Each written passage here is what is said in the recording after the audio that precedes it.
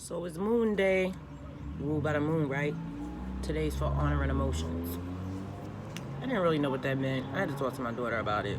Like, I understood the words, but I didn't know what I would do to honor my emotions. So I figured I would do some reflection work today and look at the parts of my life that need a tweak. And there are several. One I'm going to keep secret, but the other one I can tell you about. So it's my mouth. The only complaint I really get from the kids, other than me being loud sometimes and getting water on the floor, is how I speak to people. Now, I know when you are acknowledging something that you haven't done right, you're not supposed to apologize and then say, but I did it because of this. That happens often when I'm being told that my tone is off or I'm talking to my kids crazy. And I get stuck because I want them to understand that I'm not just being rude or being mean. Mom sometimes gets frustrated when she has to repeat the same instructions over and over and over again. Don't put hot food in my Tupperware. Don't pour water into your mouth from the pitcher. Remember to fill up the water pitcher. Like, these things.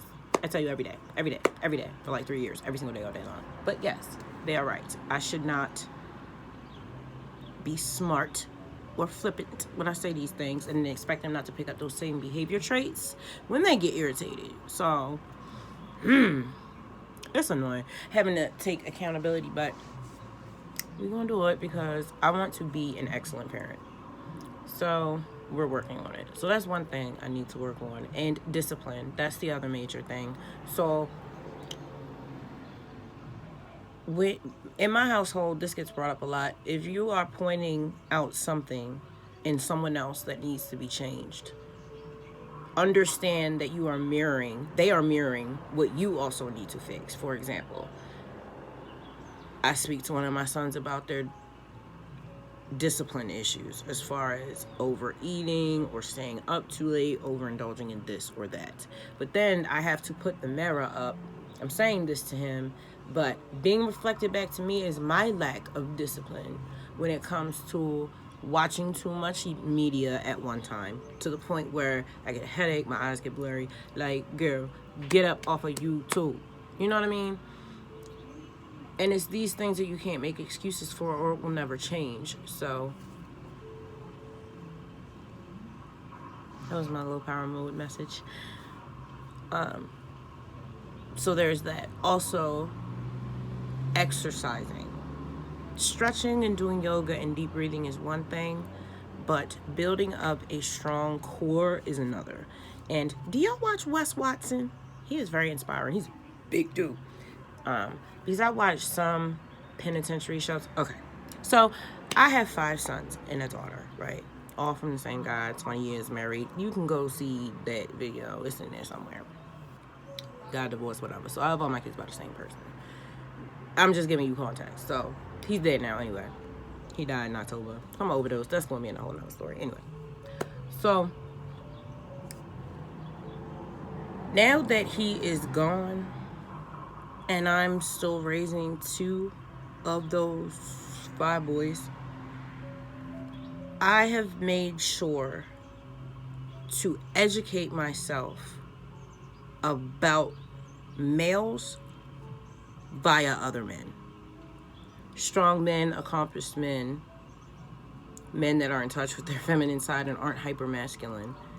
I study them in the things that they say to other men so that I have the proper point of view to teach my sons. Because I'm a female, I'm going to have a female, point of view because I'm a fucking female. Like, even though I'm in touch with my masculine side, clearly, I'm still a female and I think like a female.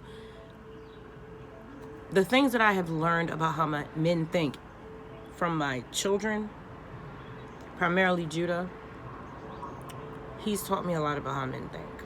My male friends growing up taught me a lot about how men think. And so I say all that to say I watch a lot of not a lot, but I watch certain male content creators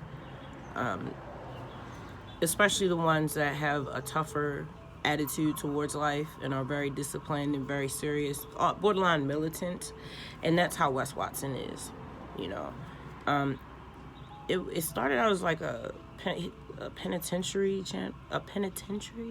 channel, but it's an inspiration penitentiary channel. It's not just for people who have been locked up. It is also for just anyone that wants advice. And I find I want to be better. So Mondays are going to be the days that oh, and I didn't even tell you. So there's a chart. It's a working with the energies of the universe chart that I made. And each day is ruled by a different planet. And it has a correlating color and activity or energy focus. So like, for example, Monday is ruled by the moon. It's about honoring emotions, and the element is silver. Okay, so for tomorrow, it's Tuesday, ruled by Mars, and that represents action and execution, and it's ruled by the element of iron. So like for tomorrow would be a great day to go get errands taken care of, to go run around, stuff like that. Wednesday is ruled by Mercury with the element of Mercury, and it's a good communication day with the correlating color of brown, because that color correlates with Mercury. And that's a great day. That's actually the day I have therapy. So like it goes on and on and on throughout the week. So every day I learn more and more about how to progress as a human being, like how to optimize my life through the type of foods that I prepare for my family and how they affect us and our mental health, our development, our products, and how to develop them on my own, and the products that we do use that have chemicals in them, how they've affected us, and how we need to use food and nature and breathing techniques and spirituality and information to heal us of those things. So that's my goal, and that's what I do with my time. I spend time learning and applying those lessons to my life, and then teaching my children, not just through giving them the actual data, but having them see me apply these lessons in real life. And so with the upcoming season, my life changes because the kids start homeschool. I've got one kid going to Reiki school. I've got another kid preparing to go to,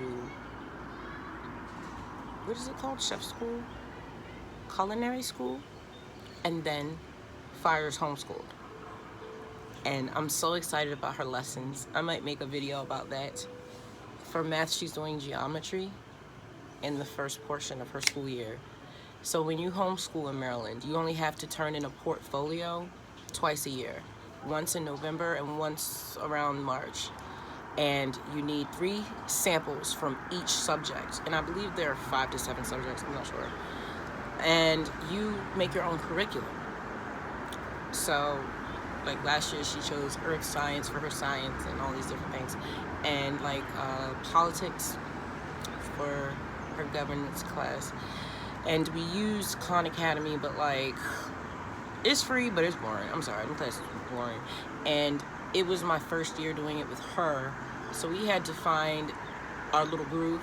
So now we use a mix of online videos, books, and my handwritten research on each subject. And, you know, I'm really excited. I'm really excited for her homeschool now, you know? So, honoring emotions, that is what I will do on Mondays. I will make that space to take a deep dive, do shadow work, take a deep dive into my life up until that point and say, okay, this is what I want to do better this week that I did last week. What are some things that I could have done better, you know, and really break that down. And I'm really excited. I'm really excited about this because, you know, I read that all of our displeasure in life comes from resistance. like resistance to change, resistance to reality, resistance to how we actually feel, resistance. So it's like, I want to learn how to work with the powers of the universe instead of going against the tide, you know. I want to learn from all the greatest masters in the world, and that's what I'm doing. Hence, Masters of Fate. You feel me? Everything has a meaning. I don't mind building my company and my legacy one piece at a time, because every single piece means something. Every single piece. So, peace to you, gods and goddesses. I love you so much. Look at that little ant. I just like, what are they doing up here? I'm all the way up here. So many floors up. And there, this little ant is here. You gotta love nature, y'all. I feel so safe being around nature and trees. I had a dream that there are fairies in the trees, and my daughter told me that's true. My dreams and my kids' dreams, they have prophetic dreams. And it's like, I used to dream about stuff, and it would happen, and I'm like, God, why would you show me these things in a dream if there's nothing I could do about it? But it took just until recently for me to realize I don't get prophetic dreams to change the situation. It's to give you the chance to prepare yourself. See, that's what I'm talking about with resistance, yo. And that resistant mindset, like, oh, I'm going to change fate. Nah, yo, you gotta change your mindset. Prepare yourself. Figure out how you're going to navigate the situation, because it's going to happen. You know, you're not in charge of that. You're in charge of you. You know what I'm saying? So that's my takeaway from last week. I love you. Have a great week. And I'll see you soon.